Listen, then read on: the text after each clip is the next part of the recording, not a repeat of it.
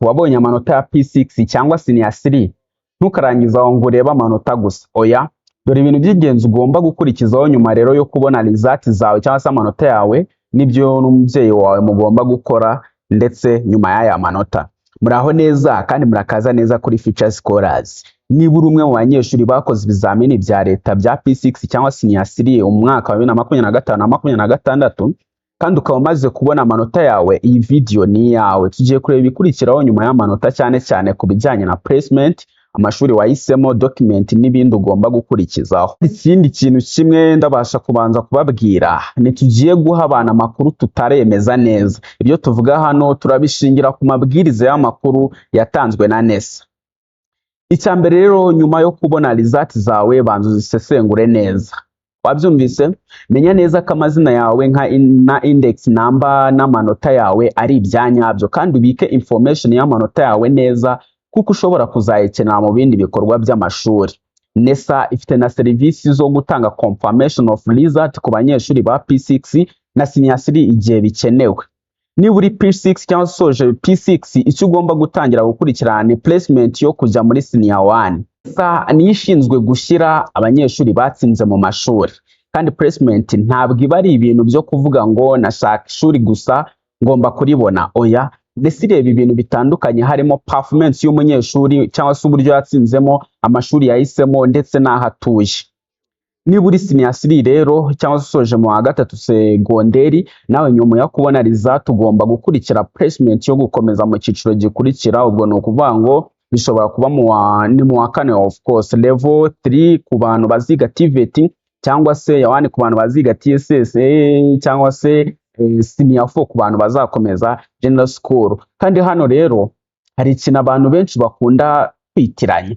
Mu gihe cyo kwiyandikisha ku bizamini by'uyu mwaka usojwe, nyine no kuvuga ngo 2025-2026, P6 na senior 3 abakandida basabwaga guhitamo amashuri bashaka gukomerezamo mu cyiciro kizakurikiraho. Buri mukandida yahisemo amashuri 4 ya boarding n'2 ya day school. Kuri senior 3 ho rero hari ikindi kintu cyihariye ugomba kumenya.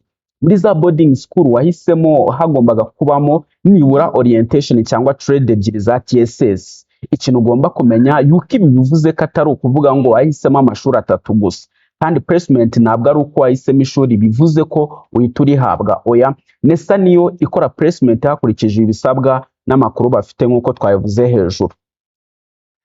Ubu nyuma y'uko rero result cyangwa se amanota yanyasohotse, ntukishingikirize ku byo umuntu akubwiye kuri WhatsApp cyangwa ku mbuga nkoranyambaga zindi, nyine bitewe n'uko ashaka kukubwira cyangwa se ashaka ko wumva. Komeza ukurikirana amakuru atangwa na NESA, Minedike, ishuri wigagamo ndetse n'abayobozi b'ishuri cyangwa se ubuyobozi bw'ikigo wizeho n'ubundi. Aho niho honyine ushobora gukura amakuru yizewe ku bijyanye n'imyigire yawe. NESA rero niyo ifite inshingano zo gukora placement cyangwa se aho uziga hakurikira na orientation y'abanyeshuri batsinze P6 na senior 3. Ikindi kandi, niba placement yawe itabaye nk'uko wari ubyiteze, wihita ujya gushaka umuntu umubwira ngo araguhindura placement ku mafaranga. Oya, nibyo byirinde. Banza urebe niba hari official appeal procedure cyangwa amabwiriza mashya yatanzwe n'ababishinzwe. Urugero ubwo ni NESA n'ubundi birumvikana. Mu mwaka ushize rero Minedike na NESA yatangaje ko appeal zijyanye na placement zagombaga gutangwa mu gihe cyagenwe.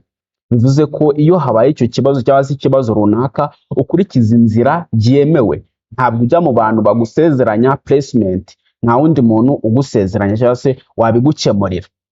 Rero hari ikindi kintu utagomba kuzitiranya. Icyambere ni uko ugomba kubika document zawe neza. Ni ukuvuga ngo index number yawe, result yawe, document uhabwa n'ishuri, identification document zawe ndetse n'amakuru yose ajyanye na placement. Niba nyuma ukeneye confirmation y'amanota rero, NESA ifite serivisi yabugenewe n'ubundi kuri P6 na senior 3 ushobora kuyirebera.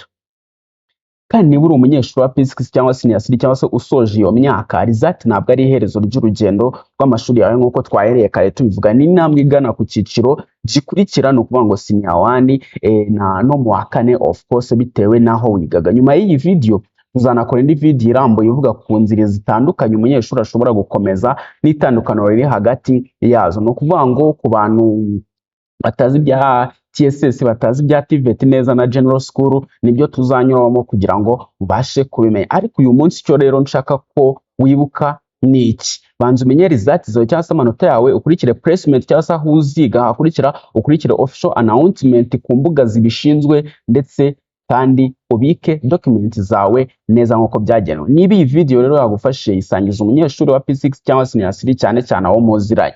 Kandi niba ushaka gukomeza kubona amashuri n'amakuru ajyanye na result, scholarship, admission, job n'andi mahirwe, subscribe. Tuzakomeza kubagezaho amakuru yizewe kandi afitiye abanyeshuri akamaro.